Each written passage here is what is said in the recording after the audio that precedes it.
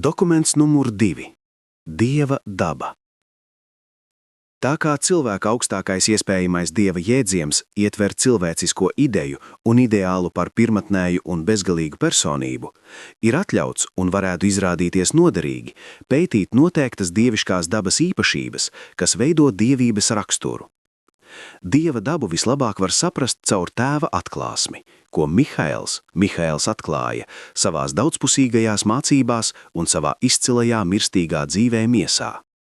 Dievišķo dabu cilvēks var labāk izprast arī tad, ja viņš sevi uzskata par Dieva bērnu un raugās uz paradīzes radītāju kā uz patiesu garīgo tēvu. Dieva dabu var pētīt augstāko ideju atklāsmē, dievišķo raksturu var iztēloties kā dievišķu ideālu attēlojumu, bet visizglītojošākā un garīgi viscildenākā no visām dievišķās dabas atklāsmēm ir rodama izprotot Nāceretes Jēzus reliģisko dzīvi gan pirms, gan pēc tam, kad viņš pilnībā apzinājās savu dievišķību. Ja Mihaela iemiesotā dzīve tiek ņemta par pamatu Dieva atklāsmē cilvēkam, mēs varam mēģināt ietērpt cilvēciskos vārdu simbolos noteiktas idejas un ideālus par dievišķo dabu, kas iespējams varētu veicināt cilvēka priekšstatu par vispārējā tēva personības dabu un raksturu, tālāku izgaismošanu un apvienošanu. Visos mūsu centienos paplašināt un garīgi bagātināt cilvēka dieva jēdzienu, mūs milzīgi kavē mirstīgā prāta ierobežotās spējas.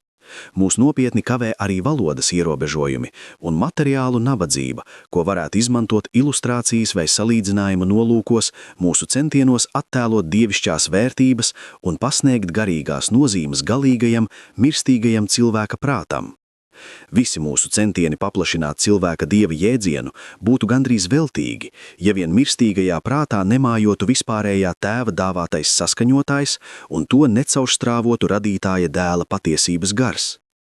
Tāpēc, paļaujoties uz šo dievišķo garu klātbūtni cilvēka sirdī, kas palīdzēs paplašināt dieva jēdzienu, es ar prieku uzņemos pildīt savu mandātu, cenšoties tālāk attēlot dieva dabu cilvēka prātam.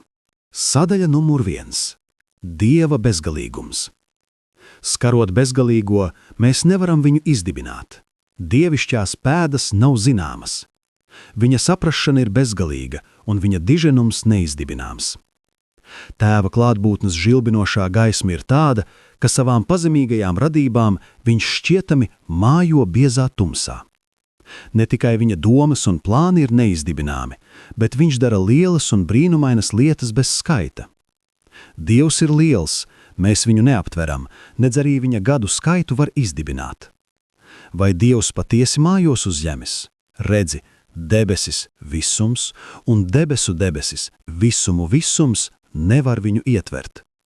Cik neizdibināmi ir viņa spriedumi un viņa ceļi neizprotami. Ir tikai viens Dievs, bezgalīgais tēvs, kurš ir arī uzticams radītājs. Dievišķais radītājs ir arī vispārējais rīkotājs, dvēseļu avots un liktenis. Viņš ir augstākā dvēsele, pirmatnējais prāts un visas radības neierobežotais gars. Lielais vadītājs nekļūdās, viņš mirdz varenībā un godībā. Radītājs Dievs ir pilnīgi brīvs no bailēm un naidīguma. Viņš ir nemirstīgs, mūžīgs, pašeksistējošs, dievišķs un devīgs. Cik tīrs un skaists, cik dziļš un neaptverams ir visu lietu dievišķais sensis. Bezgalīgais ir visizcilākais ar to, ka viņš sevi dāvā cilvēkiem. Viņš ir sākums un gals, katra laba un pilnīga nodoma tēvs. Ar Dievu viss ir iespējams. Mūžīgais radītājs ir cēloņu cēloņi. Neskatoties uz tēva mūžīgās un universālās personības milzīgo izpausmju bezgalību, viņš ir pilnīgi pašapzinīgs gan par savu bezgalību, gan mūžīgumu. Tāpat viņš pilnībā zina savu pilnību un spēku. Viņš ir vienīgā būtne visumā, neskaitot viņa dievišķos līdzgaitniekus, kas piedzīvo perfektu, pareizu un pilnīgu sevis novērtējumu. Tēvs pastāvīgi un nemainīgi apmierina atšķirīgās prasības pēc sevis, kas laiku pa laikam mainās dažādās viņa meistara visuma daļās. Lielais Dievs pazīst un saprot sevi.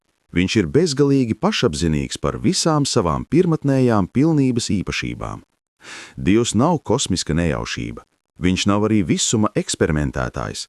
Visumas suverēni var ļauties piedzīvojumiem, zvaigznāju tēvi var eksperimentēt, sistēmu vadītāji var praktizēt, bet vispārējais tēvs redz beigas no sākuma, un viņa dieviškais plāns un mūžīgais nodoms patiesībā aptver un ietver visus eksperimentus un visus piedzīvojumus, ko piedzīvo visi viņa padotie katrā pasaulē, sistēmā un zvaigznājā, katrā visumā viņa plašajos valdījumos. Nekas nav jauns Dievam, un neviens kosmisks notikums nekad nenāk kā pārsteigums. Viņš mājo mūžības lokā. Viņam nav dienu sākuma vai beigu. Dievam nav pagātnes, tagadnes vai nākotnes. Viss laiks ir tagadni jebkurā dotajā brīdī. Viņš ir lielais un vienīgais es esmu. Vispārējais tēvs ir absolūti un bez nosacījumiem bezgalīgs visās savās īpašībās, un šis fakts pats par sevi automātiski liedz viņam jebkādu tiešu personisku saziņu ar galīgām materiālām būtnēm un citām zemāk radītām saprātīgām būtnēm. Un tas viss prasa tādus pasākumus saskarsmei un saziņai ar viņa daudzajām radībām, kādi ir noteikti pirmkārt paradīzes Dieva dēlu personībās, kuri, lai arī pilnīgi dievišķībā, bieži vien pieņem planētu rasu miesas un asiņu dabu, kļūstot par vienu no jums un vienoti ar jums.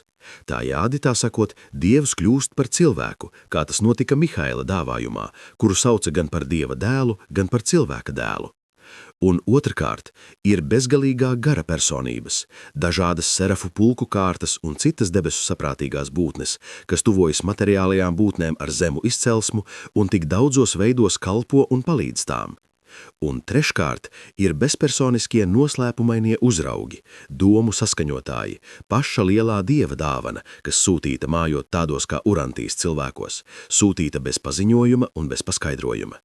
Nebeidzamā pārpilnībā tie nolaižas no godības augstumiem, lai apveltītu ar žēlastību un mājotu pazemīgajos prātos tiem mirstīgajiem, kuriem ir spēja apzināties Dievu vai potenciāls tam. Šādos un daudzos citos veidos, jums nezināmos un galīgai izpratnei pilnīgi neaptveramos veidos, paradīzes tēvus mīloši un labprātīgi pazeminās un citādi pārveido, atšķaida un vājina savu bezgalību, lai varētu tuvoties savu radīto bērnu galīgajiem prātiem. Un tā caur virkni personību sadalījumu, kas kļūst arvien mazāk absolūti, bezgalīgais tēvs spēj baudīt ciešu kontaktu ar daudzveidīgām saprātīgām būtnēm savā plašajā visumā.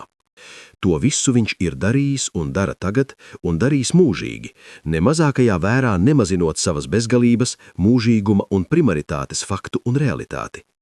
Un šīs lietas ir absolūti patiesas, neskatoties uz to saprašanas grūtībām, noslēpumu, kurā tās ir ietītas, vai neiespējamību, ka tās pilnībā varētu saprast tādas radības, kādas dzīvo Urantijā. Tā kā pirmais tēvs ir bezgalīgs savos plānos un mūžīgs savos nolūkos, jebkurai galīgai būtnei ir pēc būtības neiespējami pilnībā aptvert vai izprast šos dievišķos plānus un nolūkus.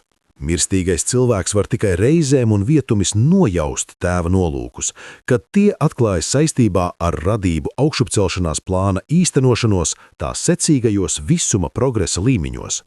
Lai gan cilvēks nevar aptvert bezgalības nozīmi, bezgalīgais tēvs noteikti pilnībā saprot un mīloši aptver visu savu bērnu galīgumu visos visumos. Dievišķību un mūžīgumu tēvs dala ar lielu skaitu augstāko paradīzes būtņu, bet mēs apšaubām, vai bezgalība un no tās izrietošā universālā primaritāte tiek pilnībā dalīta ar kādu citu, izņemot viņa līdzvērtīgajiem partneriem paradīzes trīsvienībā. Personības bezgalībai neizbēgami jāietver visa personības galīguma. No tā izriet patiesība, burtiska patiesība, mācībai, kas pasludina: viņā mēs dzīvojam, kustamies un esam. Tas vispārējā tēva tīrās dievības fragments, kas mājo mirstīgajā cilvēkā, ir daļa no pirmā lielā avota un centra – tēvu tēva bezgalības. Sadaļa numur 2. Tēva mūžīgā pilnība. Pat jūsu senie pravieši saprata vispārējā tēva mūžīgo, bezsākuma, bezgalīgo, apļveida dabu. Dievs ir burtiski un mūžīgi klātesošs savā visumu visumā. Viņš mājo tagadnes brīdī ar visu savu absolūto majestāti un mūžīgo diženumu. Tēvam ir dzīvība pašam sevī, un šī dzīvība ir mūžīga dzīvība.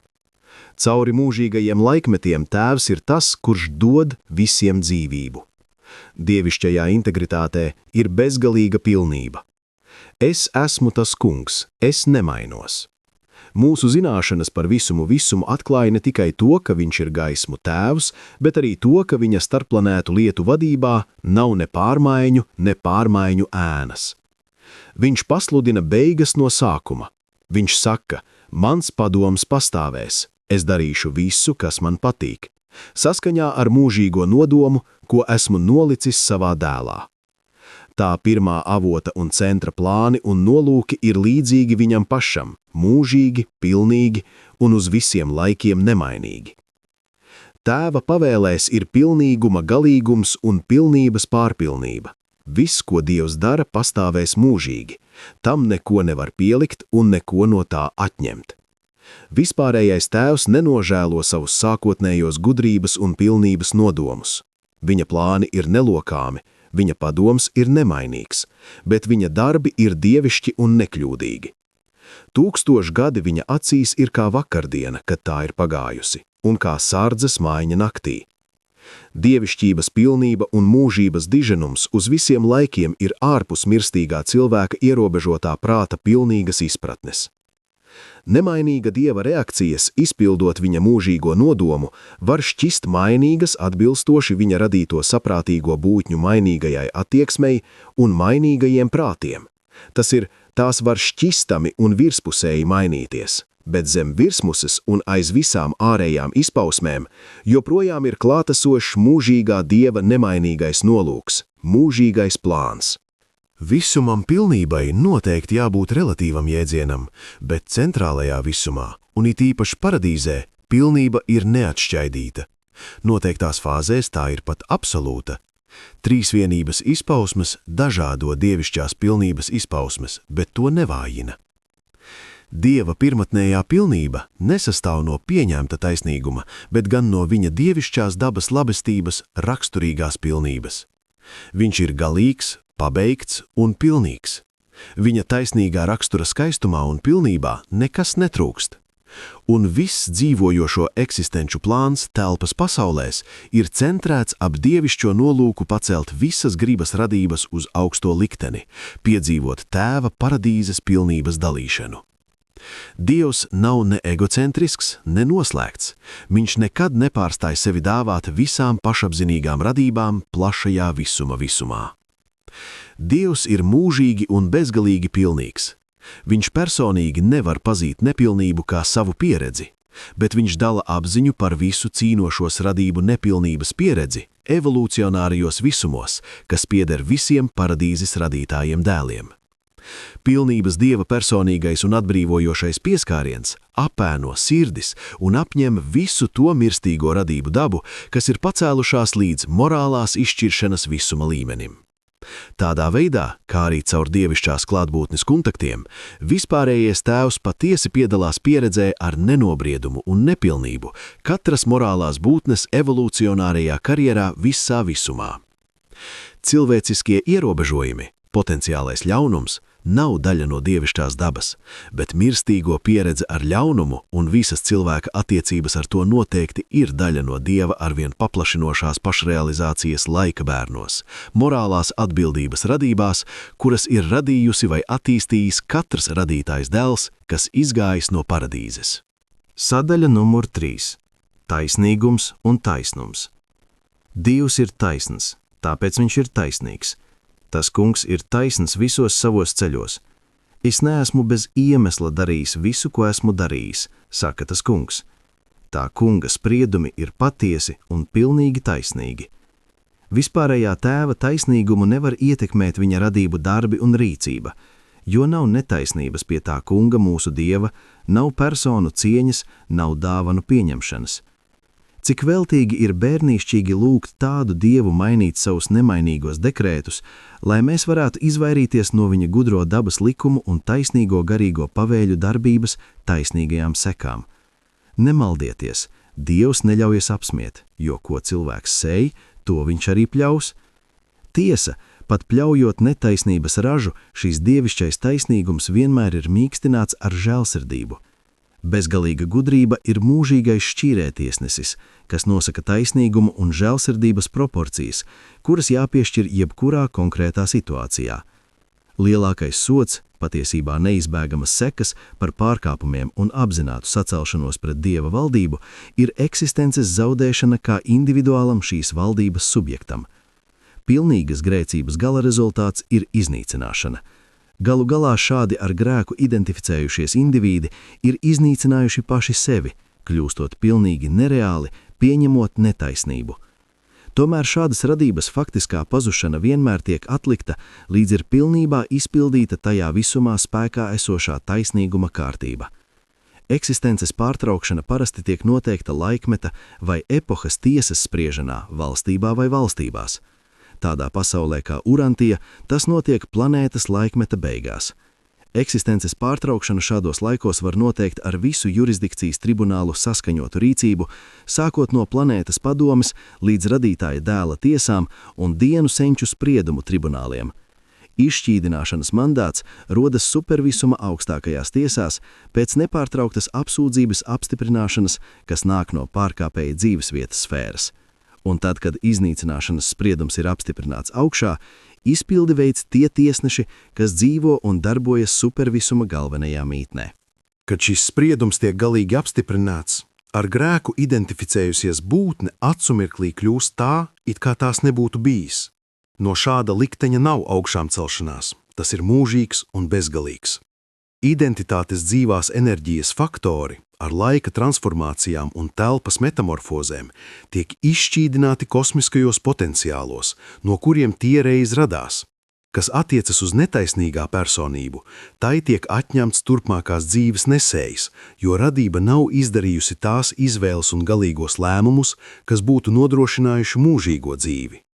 Kad asociētā prāta turpinātā grēka pieņemšana kulminē pilnīgā pašidentifikācijā ar netaisnību, tad pēc dzīvības pārtraukšanās, pēc kosmiskās izšķīdināšanas, šāda izolēta personība tiek absorbēta radības virsdvēselē, kļūstot par daļu no augstākās būtnes evolūcijas pieredzes. Tā nekad vairs neparādās kā personība, tās identitāte kļūst tāda, it kā tās nekad nebūtu bijis. Personības, kurā mājo saskaņotājs gadījumā, pieredzes garīgās vērtības izdzīvo pastāvošā saskaņotāja realitātē. Jebkurā visuma cīņā starp faktiskajiem realitātes līmeņiem, augstākā līmeņa personība galu galā triumfēs pār zemākā līmeņa personību. Šis neizbēgamais visuma strīdu iznākums ir raksturīgs faktam, ka dievišķības kvalitāte ir vienāda ar jebkuras gribas radības realitātes vai aktualitātes pakāpi. Neatšķaidīts ļaunums, pilnīga kļūda, apzināts grēks un nemazināta netaisnība pēc būtības un automātiski ir pašnavnieciski. Šādas kosmiskās nerealitātes attieksmes var izdzīvot visumā tikai pateicoties pārējošai žēlsirdības tolerancei, gaidot taisnīguma noteikšanas un godīguma meklēšanas mehānismu darbību, taisnīgas tiesas visuma tribunālos. Radītāju dēlu valdīšana vietējos visumos ir radīšanas un garīgās pilnveidošanas valdīšana. Šie dēli velta sevi efektīvai paradīzes plāna īstenošanai par progresīvu mirstīgo augšupcelšanos, dumpinieku un nepareizi domājošo rehabilitācijai, bet kad visi šie mīlošie centieni tiek galīgi un uz visiem laikiem noraidīti, galīgo izšķīdināšanas dekrētu izpilda spēki, kas darbojas dienu senču jurisdikcijā. Sadaļa numur 4 – dievišķā žēlsirdība. Žēlsirdība ir vienkārši taisnīgums, ko mīkstina gudrība, kas vodās no zināšanu pilnības un pilnīgas galīgo radību dabisko vājību un vides apstākļu atzišanas. Mūsu Dievs ir pilns līdzjūtības, žēlīgs, pacietīgs un bagāts žēlsirdībā. Tāpēc ik viens, kas piesaugs tā kunga vārdu, tiks izglābts, jo viņš bagātīgi piedos. Tā kunga žēlastība ir no mūžības uz mūžību. Jā, viņa žēlastība pastāv mūžīgi. Es esmu tas kungs, kas īsteno mīlošu laipnību, tiesu un taisnību zemes virsū, jo man ir prieks par šīm lietām. Es negribu labprātīgi sāpināt vai skumdināt cilvēku bērnus, jo esmu žēlastības tēvs un visa mierinājuma Dievs. Dievs ir pēc dabas laipns, dabiski līdzjūtīgs un mūžīgi žēlsirdīgs, un nekad nav nepieciešams, lai kāda ietekme tiktu izdarīta uz tēvu, lai izsauktu viņa mīlošu laipnību. Radības vajadzība ir pilnīgi pietiekama, lai nodrošinātu pilnu tēva maigās žēlsirdības un viņa glābjošās žēlastības plūsmu. Tā kā Dievs zina visu par saviem bērniem, viņam ir viegli piedot. Jo labāk cilvēks saprot savu tuvāko, jo vieglāk būs viņam piedot, pat mīlēt viņu. Tikai bezgalīgas gudrības izpratne ļauj taisnīgam Dievam vienlaikus īstenot taisnīgumu un žēlsirdību jebkurā konkrētā visuma situācijā. Debesu Tēvu nekad nesaplosa pretrunīgas attieksmes pret saviem visuma bērniem. Dievs nekad nav attieksmju antagonisma upuris. Dieva viszinība nemainīgi vada viņa brīvo gribu izvēloties tādu visuma rīcību, kas pilnīgi, vienlaikus un vienādi apmierina visu viņa dievišķo atribūtu prasības un viņa mūžīgās dabas bezgalīgās īpašības. Žēlsirdība ir dabisks un neizbēgams labestības un mīlestības pēcnācējs. Mīloša tēva labā daba nekādi nevarētu atturēt gudru žēlsirdības kalpošanu, katram savu visuma bērnu grupas loceklim. Mūžīgais taisnīgums un dievišķā žēlsirdība kopā veido to, ko cilvēka pieredzē sauktu par godīgumu.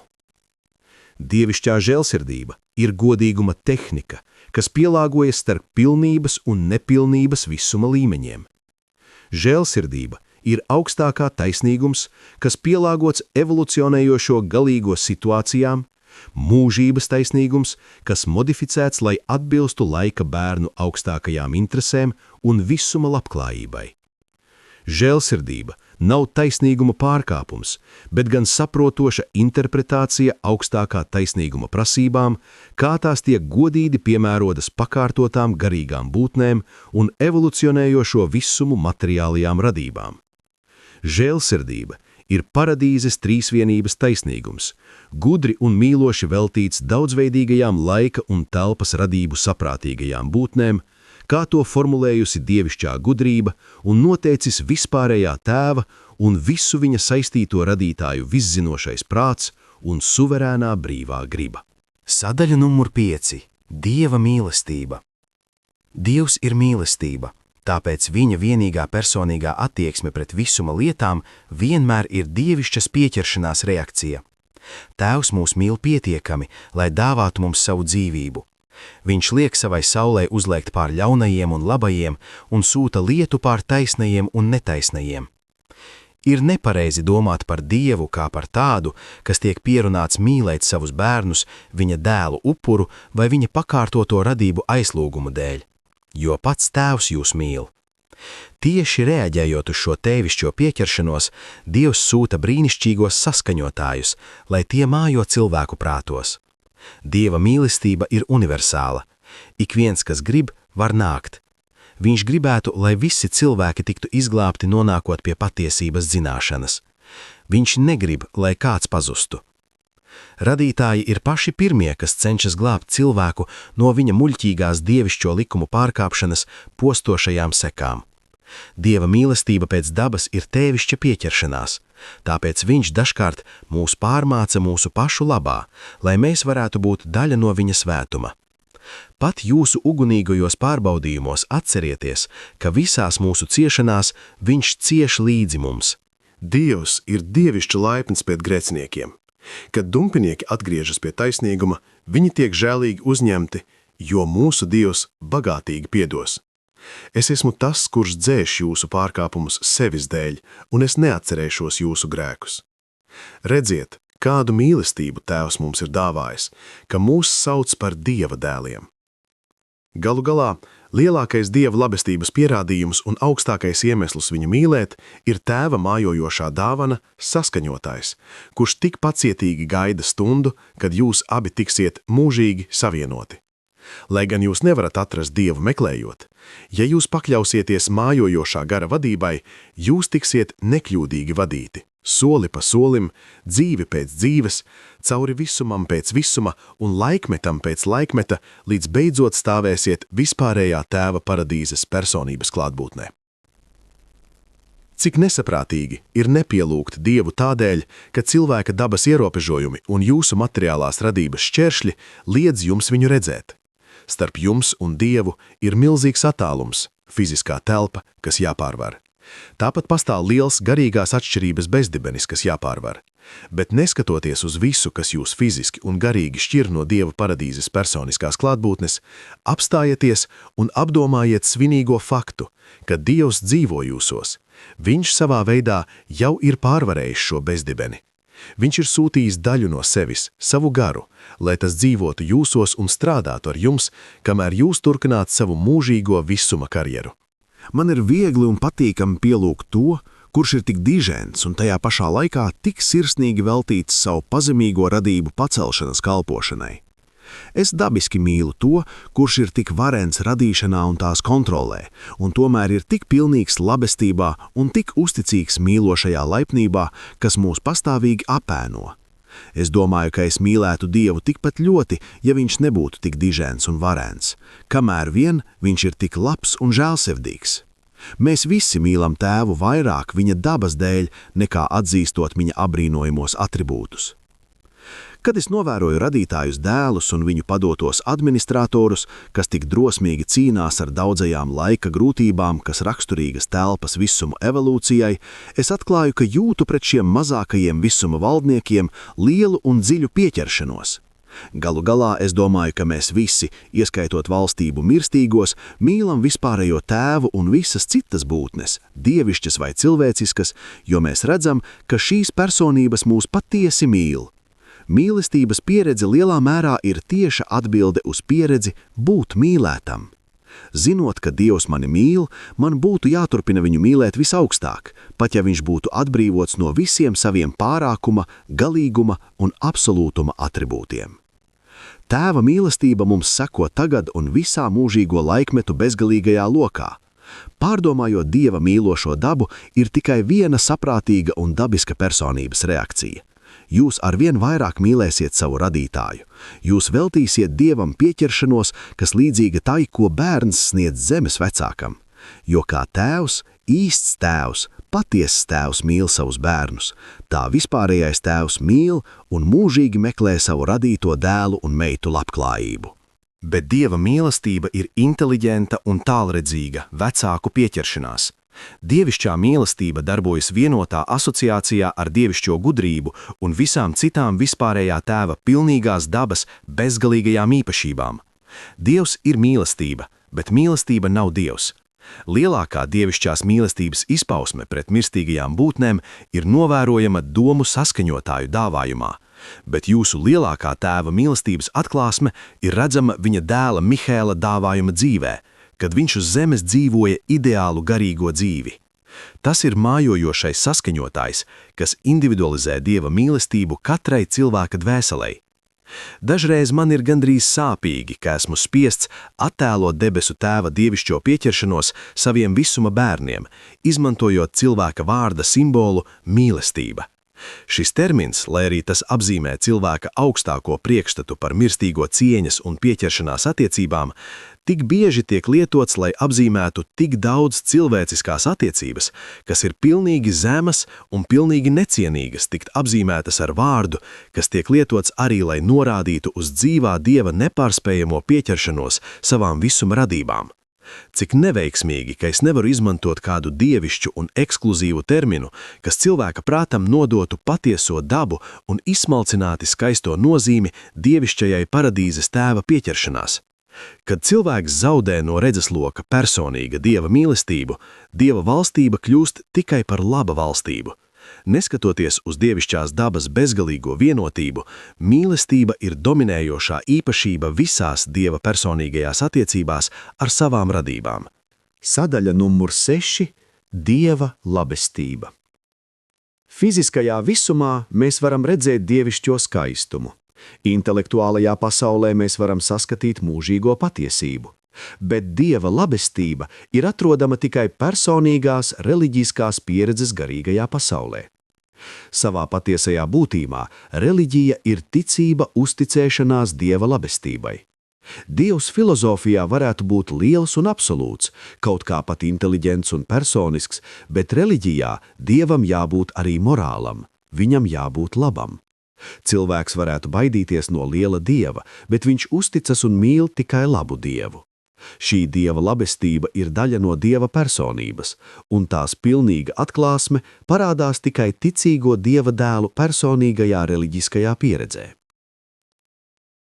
Reliģija nozīmē, ka gara dabas superpasaule apzinās un reaģē uz cilvēku pasaules pamatvajadzībām. Evolucionāra reliģija var kļūt ētiska, bet tikai atklātā reliģija kļūst patiesi un garīgi morāla. Seno priekšstatu, ka Dievs ir dievība, kuru dominē karaliska morāli, Jēzus pacēla līdz sirsnīgi aizkustinošajam intīmās ģimenes morāles līmenim, kurā valda vecāku un bērnu attiecības, par kurām mirstīgajā pieredzē nav maigāku un skaistāku. Dieva labestības bagātība ved kļūdījušos cilvēku pie grēku nožēlas. Katra laba dāvana un katra pilnīga dāvana nāk no gaismu Tēva. Dievs ir labs, viņš ir mūžīgs patvērums cilvēku dvēselēm. Tas Kungs Dievs ir žēlsirdīgs un žēlīgs, viņš ir pacietīgs un bagāts labestībā un patiesībā. Nogaršojiet un redziet, ka tas Kungs ir labs. Svētīgs ir cilvēks, kurš viņam uzticas. Tas Kungs ir žēlīgs un pilns līdzjūtības. Viņš ir pestīšanas Dievs. Viņš dziedē salauztās sirdis un pārsien dvieseles brūces. Viņš ir cilvēka visvarenais labdaris. Priekšstats par Dievu kā karali tiesnesi, lai gan tas veicināja augstu morālo standartu un radīja likumpaklausīgu tautu kā grupu, atstāja individuālo ticīgo skumjā nedrošības stāvoklī attiecībā uz viņu statusu, laikā un mūžībā. Vēlākie ebreju pravieši pasludināja Dievu par tēvu Izraēlam. Jēzus atklāja Dievu kā katra cilvēka tēvu. Visu mirstīgo priekšstatu par Dievu transcendenti izgaismo Jēzus dzīve. Nesautību ir raksturība vecāku mīlestībai. Dievs nemīl kā tēvs, bet kā tēvs. Viņš ir katras visuma personības paradīzes tēvs. Taisnīgums nozīmē, ka Dievs ir visuma morāles likuma avots. Patiesība parāda Dievu kā atklājēju, kā skolotāju, bet mīlestība dod un ilgojas pēc pieķeršanās, meklē saprotošu sadraudzību, kāda pastāv starp vecāku un bērnu. Taisnīgums var būt dievišķā doma, bet mīlestība ir tēva attieksme. Kļūdainais pieņēmums, ka Dieva taisnīgums ir nesavienojams ar debesu tēva nesautīgo mīlestību, pieņēma vienotības trūkumu dievības dabā un noveda tieši pie izlīguma doktrīnas izstrādes, kas ir filozofisks uzbrukums gan Dieva vienotībai, gan brīvajai gribai. Mīlošais debesu tēvs, kura gars mājo viņa bērnos uz zemes, nav sadalīta personība, viena ir taisnīguma, otra žēlsirdības, un nav nepieciešams starpnieks, lai nodrošinātu tēva labvēlību vai piedošanu. Dievišķo taisnīgumu nedominē stingrs, atriebīgs taisnīgums. Dievs kā tēvs pārspēj Dievu kā tiesnesi. Dievs nekad nav dusmīgs, atriebīgs vai saniknots. Tiesa, gudrība bieži ierobežo viņa mīlestību, kamēr taisnīgums nosaka viņa noraidīto žēlsirdību. Viņa mīlestība pret taisnīgumu nevar neizpausties kā vienāds naids pret grēku. Tēvs nav nekonsekventa personība. Dievišķā vienotība ir pilnīga. Paradīzes trīsvienībā ir absolūta vienotība, neskatoties uz Dieva līdzgaitnieku mūžīgajām identitātēm. Dievs mīl grēcinieku un ienīst grēku. Šāds apgalvojums ir filozofiski patiess, bet Dievs ir transcendenta personība, un personas var tikai mīlēt un ienīst citas personas. Grēks nav persona. Dievs mīl grēcinieku, jo viņš ir personības realitāte, potenciāli mūžīga, kamēr pret grēku Dievs neieņem personisku attieksmi, jo grēks nav garīga realitāte. Tas nav personisks, tāpēc tikai Dieva taisnīgums ņem vērā tā esamību. Dieva mīlestība glābj grēcinieku, Dieva likums iznīcina grēku. Šī dievišķās dabas attieksme acīm redzami mainītos, ja grēcinieks beidzot pilnībā identificētos ar grēku. Tāpat kā tas pats mirstīgais prāts var arī pilnībā identificēties ar mājojošo gara saskaņotāju. Šāds ar grēku identificējies mirstīgais, tad kļūtu pilnīgi neglīts pēc dabas un tāpēc personiski nereāls un piedzīvotu galīgu esamības izzušanu. Nerealitāte, pat radības dabas nepilnība, nevar mūžīgi pastāvēt progresējoši reālā un arvien garīgākā visumā. Saskaroties ar personības pasauli, Dievs tiek atklāts kā mīloša persona. Saskaroties ar garīgo pasauli, viņš ir personiska mīlestība. Reliģiskajā pieredzē viņš ir abi. Mīlestība identificē Dieva viļas gribu. Dieva labestība ir pamatā dieviškajai brīvajai gribai, universālajai tendencei mīlēt, izrādīt žēlsirdību, izpaust pacietību un sniegt piedošanu. Sadaļa numur 7. Dievišķā patiesība un skaistums. Visas galīgās zināšanas un radību sapratne ir relatīvas. Informācija un inteliģence, kas iegūta pat no augstiem avotiem, ir tikai relatīvi pilnīga, lokāli precīza un personiski patiesa. Fiziskie fakti ir diezgan vienveidīgi, bet patiesība ir dzīvs un elastīgs faktors visuma filozofijā. Evolucionējošas personības ir tikai daļēji gudras un relatīvi patiesas savos paziņojumos. Viņi var būt pārliecināti tikai tik tālu, cik tālu sniedzas viņu personīgā pieredze. Tas, kas vienā vietā var šķist pilnīgi patiess, citā radības daļā var būt tikai relatīvi patiess. Dievišķā patiesība, galīgā patiesība, ir vienveidīga un universāla, bet stāsts par garīgām lietām, kā to stāsta daudzi indivīdi no dažādām sfērām, dažreiz var atšķirties detaļās, šīs zināšanu pilnības un personīgās pieredzes pārpilnības relativitātes, kā arī šīs pieredzes ilguma un apjoma dēļ.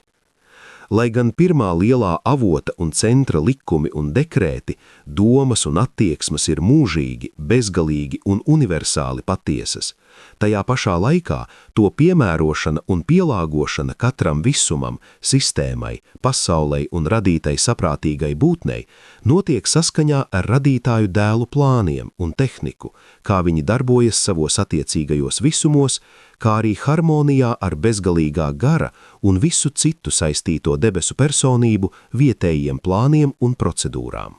Materiālisma viltus zinātne notiesātu mirstīgo cilvēku kļūt par izstumto visumā. Šādas daļējas zināšanas ir potenciāli ļaunas. Tās ir zināšanas, kas sastāv gan no labā, gan no ļaunā. Patiesība ir skaista, jo tā ir gan pilnīga, gan simetriska. Kad cilvēks meklē patiesību, viņš tiecas pēc dievišķi reāla. Filozofi pieļauj savu lielāko kļūdu, kad viņi tiek maldināti abstrakcijas kļūdā, praksē koncentrēt uzmanību uz vienu realitātes aspektu un pēc tam pasludināt šādu izolētu aspektu par visu patiesību. Gudrs filozofs vienmēr meklēs radošo dizainu, kas ir aiz visiem visuma fenomeniem un pastāvējis pirms tiem. Radītāja doma vienmēr ir pirms radošas darbības. Intelektuālā pašapziņa var atklāt patiesības skaistumu, tās garīgo kvalitāti ne tikai ar tās jēdzienu filozofisko konsekvenci, bet vēl noteiktāk un drošāk ar vienmēr klātesošā patiesības gara nekļūdīgo atbildi. Laime rodas no patiesības atzišanas, jo to var izdzīvot, to var dzīvot. Vilšanās un skumjas pavada kļūdu, jo nebūdama realitāte, to nevar realizēt pieredzē. Dievišķā patiesība vislabāk ir pazīstama pēc tās garīgās garšas. Mūžīgā meklēšana ir pēc vienotības, pēc dieviškas saskaņas. Plašais fiziskais visums saskan paradīzes salā. Intelektuālais visums saskan prāta dievā, apvienotajā darbonī. Garīgais visums ir saskaņots mūžīgā dēla personībā, bet izolētais laika un telpas mirstīgais saskan Dievā tēvā caur tiešu attiecību starp mājojošo domu saskaņotāju un vispārējo tēvu. Cilvēka saskaņotājs ir Dieva fragments un mūžīgi meklē dievišķu vienotību. Tas saskan ar pirmā avota un centra paradīzes dievību un tajā. Augstākā skaistuma izpratne ir realitātes atklāšana un integrācija. Dievišķās labestības izpratne mūžīgajā patiesībā – tas ir galvenais skaistums. Pat cilvēka mākslas šarms slēpjas tās vienotības harmonijā. Ebreju reliģijas lielā kļūda bija nespēja saistīt Dieva labestību ar zinātnes faktiskajām patiesībām un mākslas pievilcīgo skaistumu.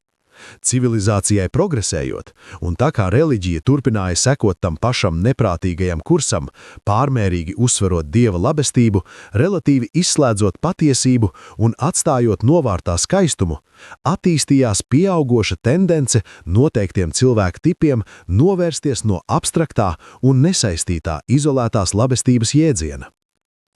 Mūsdienu reliģijas pārmērīgi uzsvērtā un izolētā morāle, kas nespēja noturēt daudzu 20. gadsimta cilvēku pieķeršanos un lojalitāti, atjaunotos, ja papildus saviem morālajiem mandātiem, tā vienlīdzīgi ņemtu vērā zinātnes, filozofijas un garīgās pieredzes patiesības, kā arī fiziskās radības skaistumu, intelektuālās mākslas šarmu un patiesu rakstura sasnieguma diženumu. Šī laikmeta reliģiskais izaicinājums ir tiem tālredzīgajiem un uz nākotni vērstajiem vīriešiem un sievietēm ar garīgu ieskatu, kuri uzdrošināsies konstruēt jaunu un pievilcīgu dzīves filozofiju no paplašinātajiem un izsmalcināti integrētajiem mūsdienu priekšstatiem par kosmisko patiesību, visuma skaistumu un dievišķo labestību. Šāds jauns un taisnīgs morāles redzējums piesaistīs visu labo cilvēka prātā un izaicinās to, kas ir labākais cilvēka dvēselē. Patiesība, skaistums un labestība ir dievišķas realitātes, un cilvēkam paceļoties garīgās dzīves skalā, šīs mūžīgā augstākās īpašības arvien vairāk tiek saskaņotas un vienotas Dievā, kurš ir mīlestība. Visa patiesība, materiāla, filozofiska vai garīga, ir gan skaista, gan laba. Viss īstais skaistums, materiālā māksla vai garīgā simetrija, ir gan paties, gan labs.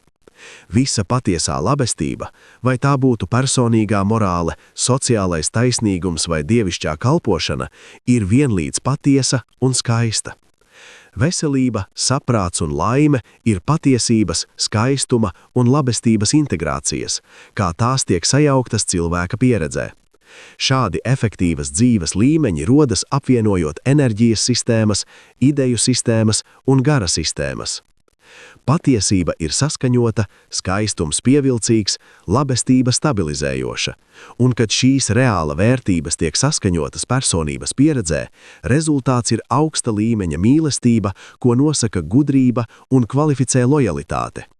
Visas visuma izglītības patiesais mērķis ir panākt labāku izolētā pasauļu bērna saskaņošanu ar viņa paplašinošās pieredzes lielākajām realitātēm.